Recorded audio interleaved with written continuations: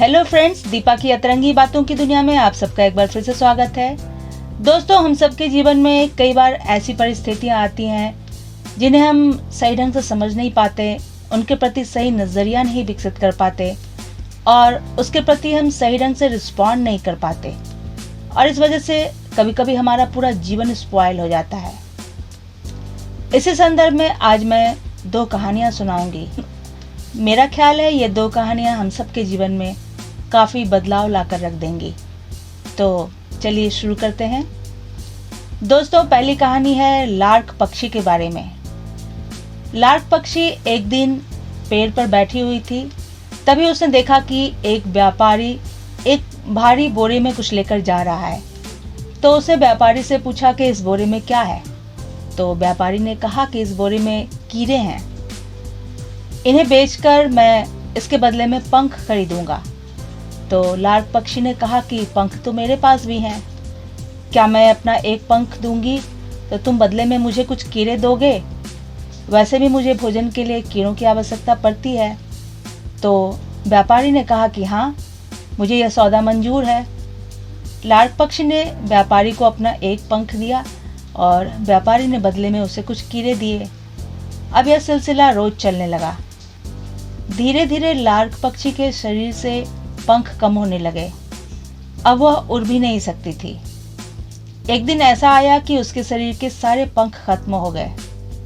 अब व्यापारी ने उसे कीड़े देने भी बंद कर दिए और अंततः लार्क पक्षी मर गई। दोस्तों, हमें से बहुत सारे लोग इस लार्क पक्षी के जैसे होते हैं जो जीवन में कुछ भी पाने के लिए आसान रास्ता ढूंढते हैं, है ना? दोस्तों, मामला करियर का हो या रिश्तों का, हमें दोनों अपनी काबिलियत के बलबूते पर कमानी पड़ती है। अगर हमारे अंदर काबिलियत होगी तो हम कहीं भी कभी भी कमा सकते हैं। अगर हमारे अंदर काबिलियत है तो हम कभी भी किसी के मोहताज नहीं होंगे।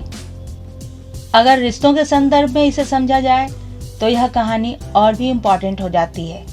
जी हाँ दोस्तों, हम में से बहुत सारे लोग रिश्तों के ऐसे दलदल में फंसे होते हैं जहाँ जब तक हम संसाधनों की पूर्ति करते रहते हैं तब तक हमें सेवाएं प्राप्त होती रहती हैं, और जब भी हम संसाधन जुटाने में असफल हो जाते हैं हमें सेवाएं मिलने भी बंद हो जाती हैं। तो दोस्तों, मेरा ख्याल है कि हमें ऐसे रिश्तों से जल्द अपने आप को दूर करना चाहिए, क्योंकि रिश्ते तो प्यार, समर्पण और एहसास की डोर से बंधे होते हैं और हमें यह सब पाने के लिए उस काबिल बनना पड़ता है। और इससे भी इम्पॉर्टेंट बात तो ये है कि अगर हमें प्यार, सम्मान और समर्पण मिल रहा है तो हमें जितना मिल रहा है उससे भी ज़्यादा देना होता है। यही तो रिश्ते की खूबसूरती है। रिश्तों में सेवाओं और संसाधनों का आदान प्रदान नहीं होता, बल्कि सच्ची भावनाओं और खूबसूरत एहसासों का आदान प्रदान होता है ना? दोस्तों, दूसरी कहानी है श्री कृष्ण की पत्नी रुक्मिणी की। उनके पुत्र प्रद्युम्न का जन्म के कुछ समय पश्चात ही अपहरण हो गया था। इस वजह से माता रुक्मिणी काफी दुखी और चिंतित रहने लगी। हालांकि श्री कृष्ण ने उन्हें समझाया था कि जो कुछ भी हो रहा है सही हो रहा है। प्रद्युम्न इस वक्त वही है जहां उसे होना चाहिए और वह बिल्कुल सुरक्षित है और एक दिन वह वापस लौट कर आएगा। परंतु माता रुक्मिणी का दुख कम नहीं हुआ और काफी सालों तक वह दुखी रही। काफी वर्षों के बाद उनका पुत्र प्रद्युम्न युवक बनकर वापस घर लौटा। माता रुक्मिणी काफी प्रसन्न हुई, परंतु जब उन्हें पता चला कि उनके पुत्र ने अपने उम्र से काफी बड़ी स्त्री के साथ विवाह कर लिया है तो माता रुक्मिणी फिर से चिंतित हो गईं। हालांकि श्री कृष्ण ने उन्हें फिर से समझाया कि प्रद्युम्न ने बिल्कुल सही स्त्री के साथ विवाह किया है, परंतु माता रुक्मिणी का दुख कम नहीं हुआ और वह काफी वर्षों तक दुखी रही। काफी वर्षों के बाद माता रुक्मिणी को जब यह पता चला कि उनका पुत्र प्रद्युम्न कोई और नहीं बल्कि पिछले जन्म में कामदेव थे और भगवान शंकर के शाप की वजह से वे भस्म हो गए थे, तब उनकी पत्नी रति ने भगवान शंकर और पार्वती की घोर तपस्या की और माता पार्वती ने प्रसन्न होकर उन्हें यह बताया कि तुम्हारे पति कामदेव श्री कृष्ण के घर उनके पुत्र के रूप में जन्म लेंगे और वह तुम्हें संबरासुर नामक असुर के घर पर मिलेंगे। यह सुनकर रति ने दासी का वेश धारण किया और संबरासुर के घर दासी के रूप में कार्य करने लगी। अब जब प्रद्युम्न का जन्म हुआ तो संबरासुर को यह पता चला कि उनके घोर शत्रु कामदेव का जन्म हो चुका है, तो उन्होंने प्रद्युम्न का अपहरण करवा लिया और उसे समुद्र में फेंक दिया।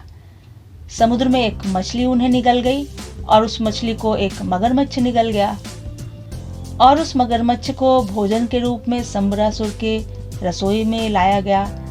जब उसका पेट फाड़ा गया तो उसके अंदर से एक खूबसूरत सा बच्चा निकला।